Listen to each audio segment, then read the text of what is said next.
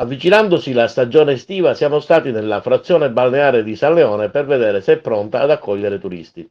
Tutto sommato il borgo marinaro non presenta forti criticità, ma andrebbe comunque attenzionata la pulizia delle aiuole e la sistemazione dei gradini, delle panchine e del mandostrale del lungomare, sperando nella collaborazione dei cittadini a mantenere pulite le aree di interesse comune. A tale proposito abbiamo raggiunto telefonicamente l'assessore al verde pubblico Alessandro Sollano che ci ha detto come intende intervenire. A breve sarà bandita la nuova gara per l'affidamento del verde pubblico e quindi interverremo per ripulire e rendere più accogliente San Leone e tutti i quartieri della città. Inoltre l'assessore alla cultura e al turismo Costantino Ciulla ci ha riferito che dobbiamo essere entusiasti di accogliere i visitatori della nostra città per la prossima stagione turistica. Negli ultimi 3 anni abbiamo lavorato intensamente per promuovere il nostro territorio evidenziando le sue bellezze architettoniche e naturali e la sua ricchezza storica e culturale.